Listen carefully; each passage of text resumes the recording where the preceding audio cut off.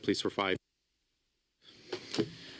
Okay, my question is for the Deputy Consul General, Mr. McCubing. You signed off on the purchase of this property on Billionaires Row for Justin Trudeau's media buddy, Tom Clark. Is that correct?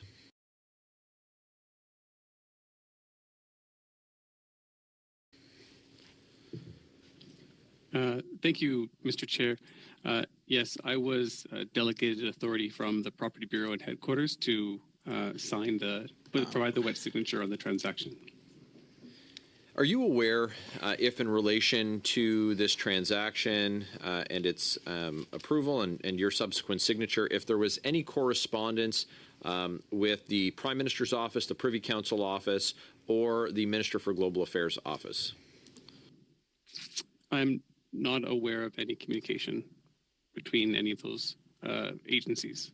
Okay. And our office. So there was no you weren't given any visibility on communications with the Minister's Chief of Staff in the form of a heads up on this?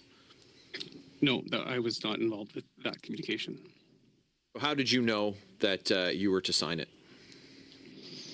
I was provided an email with a delegated letter authorizing me to sign the contract.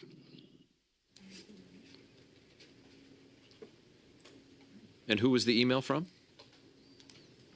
It was from my colleagues in the Property Bureau, the Director General in charge of real property. Okay.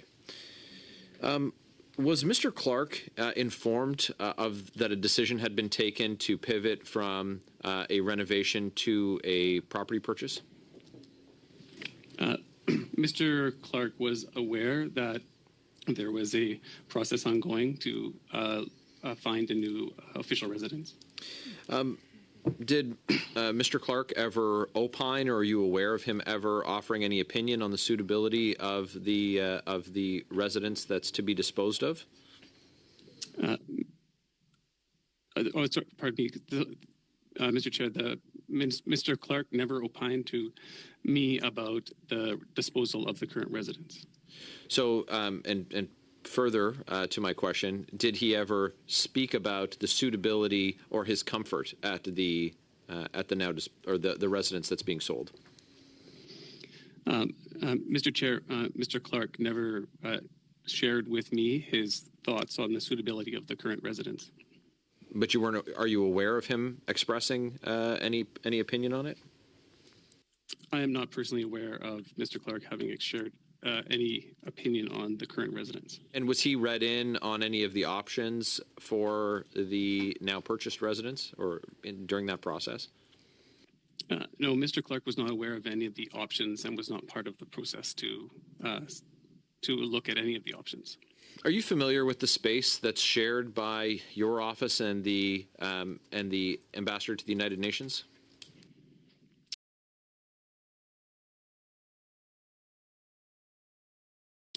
Yes, I'm familiar with the Chancery building and the shared space. Is it your opinion that that's a suitable place to hold meetings with trade officials and dignitaries? We have, thank you, Mr. Chair. Yes, we've host many different types of meetings at the shared space at the Chancery. What's the highest level of dignitary or the highest individual in the order of precedence who has been party to a meeting in that space? We have had meetings with ministers, not part of the consulate work, but the Prime Minister has had meetings in this office. Okay. Have you had any ambassadors there?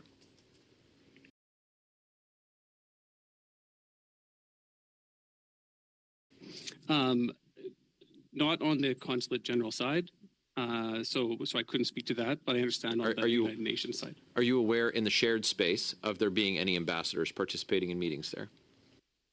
In the shared space, I understand that ambassadors on the United Nations side participate in meetings. Yeah, so I just find it very interesting, about the value, and we're going to run short on time here, but I just really like to know about the added value that Canadians who are working who are working in Victoria by the Sea, Prince Edward Island, or in Victoria, British Columbia, or in Windsor or Toronto, or in Sudbury or Sault Ste. Marie, who are struggling to pay their bills. What added value do they get for this? When we have a meeting space, we're told that we need this new $9 million residence for Tom Clark, Justin Trudeau's buddy on Billionaire Row, because the meeting space was insufficient. But the space that you have has hosted prime ministers, ambassadors, and all order of people. What's the added value for Canadians who can't pay their rent, and for the 1 in 4 Canadians who are going to food banks?